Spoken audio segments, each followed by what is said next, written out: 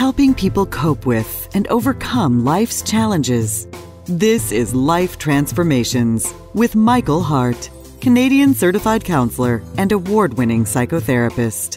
Hi, thank you for joining us in this episode of the Life Transformation Radio Show. Today we have another interesting show lined up for you. Today's show is about 7 qualities of a healthy marriage. And this is your host, Michael Hart of Elim Counselling Services.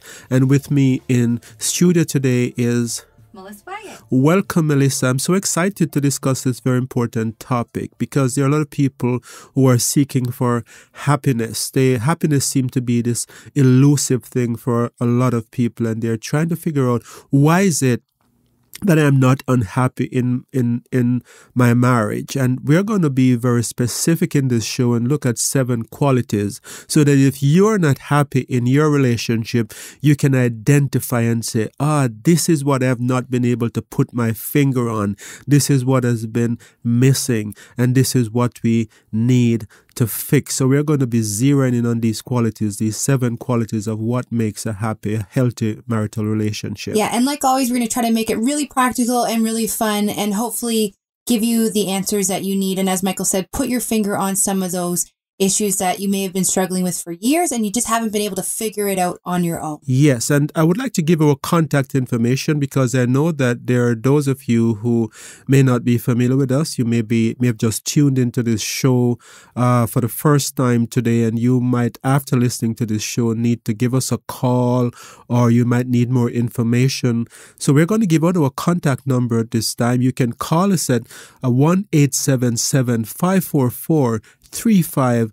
Or you can find out about us on the web by going to our website, elimcounselingministry.com. Elim is spelled E-L-I-M, counseling with 2 L's, ministry.com. And for those of you who don't know, Elim Counseling Services is a professional counseling organization located in Ottawa, Ontario. And we are also a nonprofit organization that really strives to provide counseling services to anyone and everyone who may need it, regardless of their financial situation. But to do that, we do rely upon donations from people like yourself. So if you've benefited from our counseling services in the past, or you've enjoyed listening to this show week after week over the years, we encourage you to consider providing a donation. To do that, you can visit our website at elimcounselingministry.com. Elim again is spelled E-L-I-M, counseling with 2 L's, ministry.com, or always call us at 1-877-544-3546, and we'd be happy to provide you with some more information about how to donate, as well as the counseling services we can provide. Yes, thank you, Melissa, for doing so wonderful in giving people more information about what it is that we do. And you touched on donation. It's such a very important part because one of the things that break my heart is at times when we don't have the resources to help people. We have people who call us who are just coming out of prison, women who have just left very abusive relationships and do not yet have the financial means to look after themselves. So donations help us to be able to help those and still stay in business because we still have to pay the bills, the overheads that we have, the rental space for the offices that we occupy, and to pay our therapists and so forth. So again, if this is something you feel like you can do, give us a call at 1-877-544-3546 or visit our website at elimcounselingministry.com. So Michael, you said we are going to be talking about how we can create healthy marriages. And you've been able to identify 7 characteristics or areas we can focus on to make our marriages healthier. And what's the first one that you've identified? Yes, I've seen where couples, they seem to have everything in place, right? They have the big house, the car, the millionaire family. The millionaire family is a family where you have a boy and a girl and probably the dog in the backyard, a dog kind of thing. in the backyard, a picketed fence and everything, and they're still unhappy. And over the years, I've seen people who come in who have these type of families and they begin talking, and I've identified these steps as a result of the work that I do with couples. And one of the primary thing, I wouldn't say it's primary but not obvious, but one of the things that I see that is not obvious in a lot of situation is that there is a lack of reciprocity, where by this I mean that one person is giving and giving and giving, and the other person is taking, and there is not this mutual. The relationship doesn't seem to be for the mutual benefit of both partners. And so as a result of this, even though everything seems great on the surface, they're both believers, they have everything that they need, there is no unfaithfulness, but there's still just this lingering unhappiness in one of the partners. And for a relationship to be happy, both parties have to be happy. So usually the person who is receiving is the person that thinks, this is a wonderful relationship, everything is great, but the other person is very unhappy, feeling very cheated. And so there are some things that there are a few things that lead to this feeling of lack of reciprocity. And one of that is when one person seems to be making all the sacrifices to make the relationship work. So maybe you are the person who have gone to school, you have invested a lot in your career, but you have given up that career for the sake of the marriage. And you have invested everything into raising a family.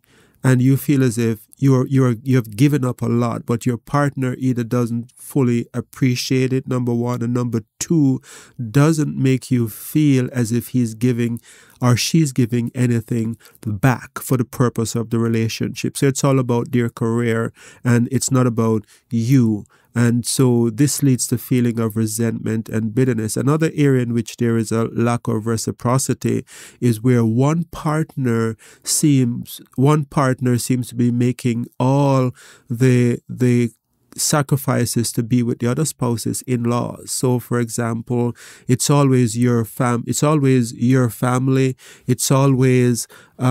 family taking care of the kids. It's always your family for Christmas. And my family, every time I talk about doing things with my family, it becomes an argument or an excuse as to why we can't do it. So in these areas, one partner feel as if they are giving everything and the other person is taking, and there is not this mutual benefit for both parties. And so when this happens, there is feeling of resentment and bitterness that builds. And it doesn't matter how perfect everything is in the other areas of the relationship. If there is this feeling of a lack of reciprocity, then there is going to be unhappiness. So how can we go about building reciprocity within our relationships? Because I'm thinking about those people who may have been doing this for years and years and years. You're going to be shaking up the status quo potentially in your relationship if all of a sudden you say, I've had enough. It's my turn. So how do you begin to have that dialogue so that healthy reciprocity can be built? I think it is very important, first of all, to begin to realize that it exists and what it is and why sometimes people are unhappy and they can't really put their finger as to why. And then when we start talking about these things in a deeper way, they said, yes, I feel as if I'm making the sacrifices. Michael, I know that I should be grateful because my husband's work is important and he brings in all the money, but I feel as if I have been robbed here because I do have a lot of gifts and talents that are not being used. And a lot of times people don't want to feel ungrateful, and so they don't bring this up. So this takes me to my second point that I would like to say that is important in a healthy relationship is communication. So if you're in a relationship where you're feeling that there is a lack of reciprocity, like you're feeling as if you're given and that you're not getting equal value back or you're not getting anything back, it's all about the other person. It's important to be able to have this dialogue where you can say, this is how I feel, and have healthy communication about it. And so I'm thinking, we talked about this in the past, sometimes in couples relationships, we think we're communicating with each other, but we're actually not talking about anything. We're talking about the laundry, the kids, who needs to go somewhere else. So for someone who may not be familiar or used to having vulnerable conversations, within their relationship, how can they begin that discussion? What kind of words should they use? What approach should they be taking? I think it's important to talk about how you feel. And instead of going to the other person and saying, you are selfish or it's all about you, a lot of times we suppress these emotions and we don't approach our spouse about them until it builds up to become unbearable, and then it comes out in an argument and the other person says, I had no idea that you're feeling this way. I thought that you were happy. So I think it's important not to wait until that happens, to select a time when you're calm, where you can approach the person and say, I feel empty. I feel unfulfilled. I feel as if I am not benefiting from this relationship. And talk about your feeling, not what the other person is doing or not doing, because your feelings are always correct. How you feel is how you feel. And so it's less likely that the other person will get defensive if you approach it from the point of view of how you feel. But sometimes it's very hard to have these dialogue in relationship, because people who have been, as you said, sometimes the status quo has been going on for years, and there are reasons why people are not raising these issues, because they feel that if they were to do so, the other person might not react favorably to what it is that they're bringing up. Exactly. So for those people who may be nervous to take that step, is this sort of the time you should start to speak to someone like yourself? Yes. Sometimes it's necessary to come in and to get the help that you need so that you can become stronger. And so talking with a counselor who can understand what you're going through and help you to see that it's not irrational to feel as if you have sacrificed everything and to feel hurt as a result of that. You're not being ungrateful. It's how you feel. And so if you do have that help, then a good counselor can help you to prepare to have these conversations with your partner, to communicate about it in a way that can give you the best possible outcome. But it's important to understand that if you don't communicate about what it is that you're feeling to your partner, and you're making these sacrifices and you become a martyr for your relationship, and you're just going about it sacrificing and gritting your teeth and clenching your teeth and not saying anything, then it's going to lead to bitterness and resentment, and then it will eventually result in passive-aggressive behavior. So we did a show recently on passive-aggressive spouses. So for those of you who want to know what to do if you find yourself in a relationship with a passive-aggressive spouse, or if you are passive-aggressive because you just can't have the open communication, I think it's important for you to listen to that show on passive-aggressive spouses. And if you've just joined us, you're listening to the Life Transformation Radio Show. Today we're talking about the 7 qualities of a healthy marriage. If you've missed the first half of today's show or would like to listen to another show we've taped, Michael just mentioned the Passive Aggressive Spouse Show, you can listen to all of our past episodes at our website, elimcounselingministry.com. Elim is spelled E-L-I-M, counseling with 2 L's, ministry.com. Or you can always call us toll free at 1-877-544-3546, and we'd be happy to give you a copy of today's show. So, Michael, we're going through the qualities that you've been able to identify through your years of clinical practice that make for a healthy marriage. What other qualities? So we've talked about reciprocity and communication thus far. What other qualities have you seen that leads to healthy marriages? Another key quality is vulnerability. Vulnerability is so important. The ability to be transparent to your partner, to realize that you don't have to be perfect to be okay, and to have this openness between both of you that you can talk about whatever it is that you're going through. And I want to give a quote here from Brené Brown, who has done extensive work in the area of shame. And one of the things that she said is, if you trade your authenticity for safety, you may experience the following: anxiety, depression, eating disorders, addiction, rage, blame, resentment, and inexplicable grief, unquote. And so here is Brené Brown saying that if you're not vulnerable in a relationship, if you try to play it safe by not being able to go to your partner about your feelings, your insecurities, your failures, your fears, and you put on this mask that say, I have it all together, then what will happen is that you are setting up yourself for a host of psychological, mental side effects. Brené Brown also goes on to say, in talking about imperfections, Brené Brown says imperfections are not inadequacies. They are reminders that we are all in this together. So if you're imperfect, that's okay. Your just partner, like you're just like the rest. Your partner is imperfect too, but there are so many people who are in relationships that they feel as if they can't be vulnerable. They have to be that strong person that is never fearful. And maybe too, sometimes unhealthy relationship predispose you to act that way, because if you're not at your best, your partner do not accept you. Your partner becomes frustrated and fearful.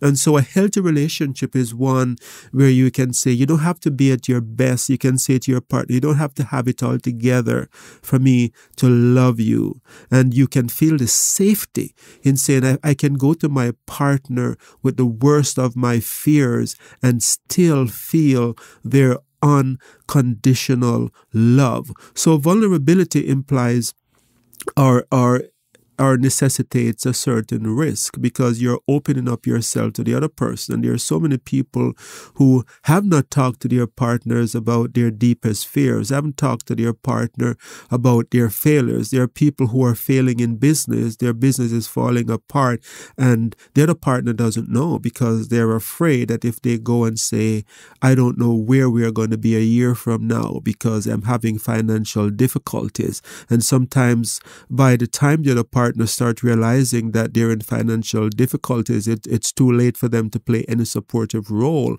because the other person has just not been vulnerable enough. As you're describing that, I was just thinking how oftentimes we're reluctant to be vulnerable because we feel like we'll push our partners away. But in reality, being vulnerable is actually the things that can bind us together more than we could even realize. Absolutely. What other qualities do we need for healthy marriages? Yeah, I think another important quality is empathy. It's important for you to have empathy towards your partner. I'll just give a quote here from the Huffington Post, and it's in an article that's entitled "Why Empathy is Key for Your Relationship." And in this article, it says, empathy is the most powerful tool we possess to bond with people.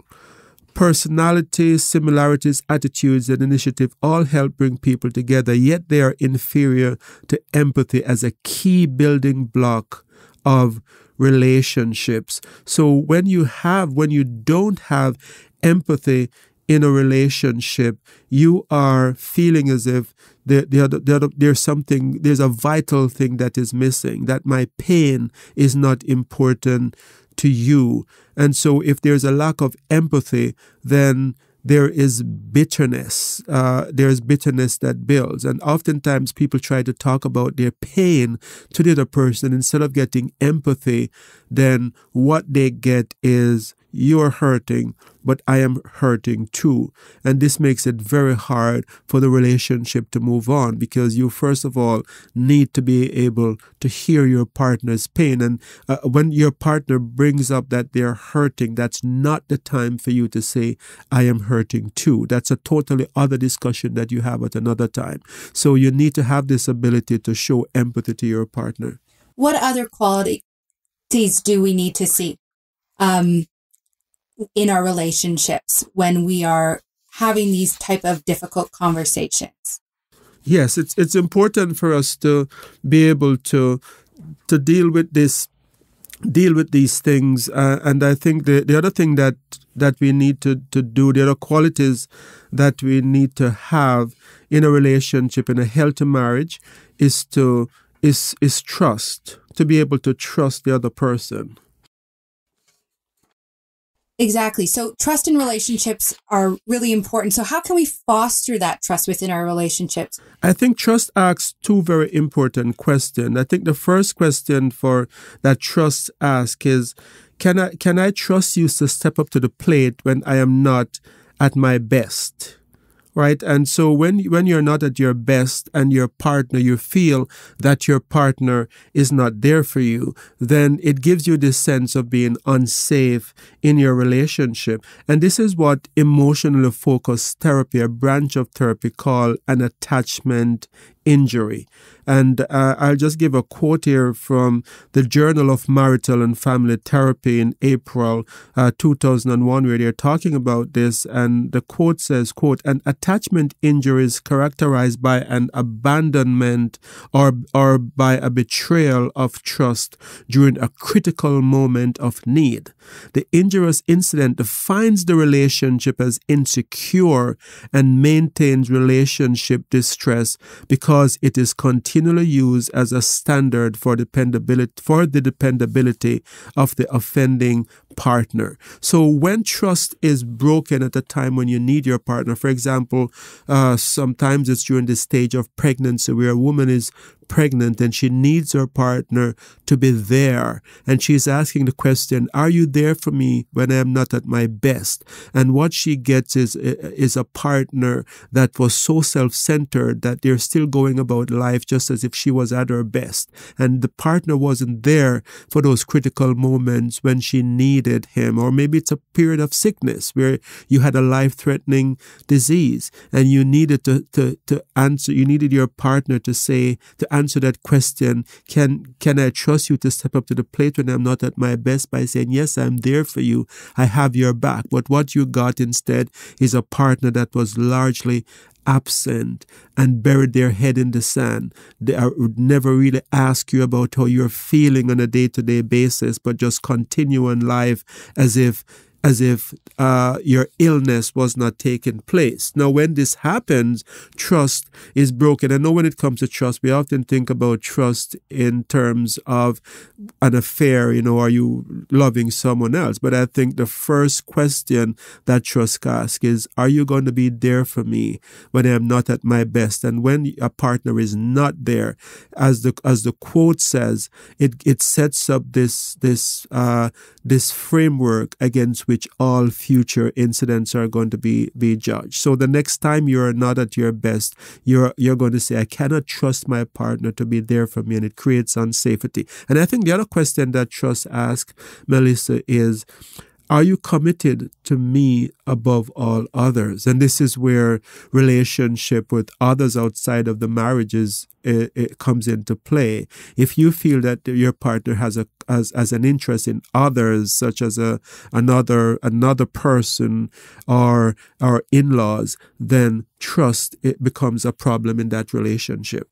So what other areas lead to a quality marriage? I know we've been last week we were talking a lot about intimacy and promoting intimacy within our relationships. Is this a good quality to have in a healthy marriage? Yes, intimacy is so important, and this is one of this is the 6th point that we are covering for today. And the intimacy is so important for a healthy relationship. Now, what we are finding is that according to data scientist Seth Stephens Davidowski. I don't know if I'm pronouncing that properly, but let's leave it at that. You can look it up. So he has done some research online using Google searches, and what he finds is that the search that comes up the most when it comes to marriage is sexlessness in marriage. And he says that sexless marriages search are 3.5 times more common than unhappy marriage. So people are searching for answers to sexlessness in marriage than they're searching for unhappiness in marriage. And it's 8 times more common than loveless marriage. So a lot of people in marriages are being affected by this, and they're searching, trying to find answers as to why sexlessness is affecting their relationship. And who is doing this search? Who's Googling sexless marriage the most? This is very interesting question, and the research is very shocking because it's contrary to what a lot of us think in our Christian circles. A lot of times we give the woman the bad name, and a lot of women are seen as the one who is trying to avoid intimacy or is not catering to the guy's needs. But what the research is showing is that a lot of these people who are searching for answers to sexlessness, why their marriage is sexless, they are women who want to have the answers as to why is it that my spouse is not showing any interest in me.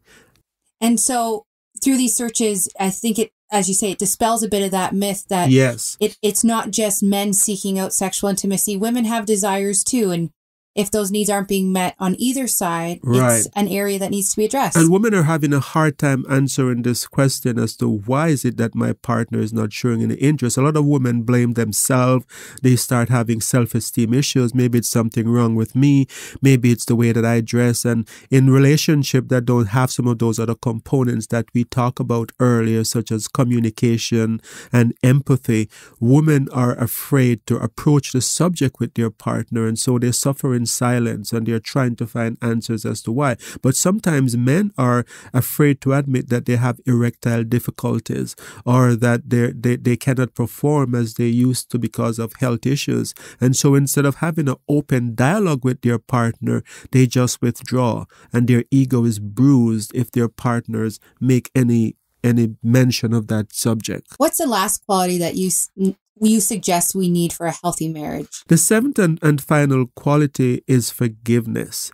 It's inevitable that if you're in a relationship with someone, you're going to be hurt sooner or later. It's just a part of being with a person who has different likes and dislikes than you, who have different ways of doing things. And so hurt is inevitable in couples' relationship.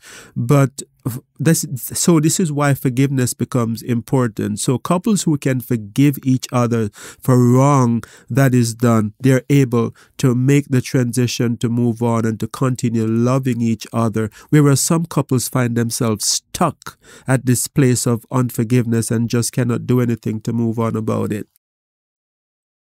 Sometimes it's hard to forgive the other person, especially when the person does not admit they're wrong or they continue doing the same thing over and over. And this brings up a totally different subject, right? If you're in a relationship where you can't forgive because your partner is showing no sort of remorse and they keep hurting you, then you have another problem. And I think this means that your marriage needs help. You need to get professional help to be able to work through that thing. Or maybe you have been grievous to hurt. Maybe there have been an affair, and every time you try to talk about it, your partner minimizes it or pushes it under the carpet. And so you're stuck. This is not your fault if you can't forgive in those kind of situations. Forgive in a sense that to resolve this, to move on in the relationship, it means that your relationship needs help. And there are a few other things that we could cover here, but we are quickly out of time for today, Melissa. So I want to encourage you, if you have listened to this show and you need more information, you can identify with any of these 7 things that are missing in your relationship. Give us a call at 1-877-544-3546. This is your host, Michael Hart of Elim Counselling Services. We have trained the psychotherapist on staff that will be able to help you to work through any of these areas in which you may be having difficulties. You can also find out more about us by going to our website at elimcounselingministry.com. We want to thank you very much for listening to this show, and we want to encourage you to join us for next week's show, because in the next show that we're going to be doing next week, we're going to be talking about a spiritual abuse, which is unfortunately very common in our Christian circles. I look forward to joining you next week, Michael. Thank you very much, Melissa. And so until next time, this is your host, Michael Hart of Elim Counselling Services, and Melissa Waggett, praying together that God would bless you in all your relationships and to keep you sound in mind and pure in heart.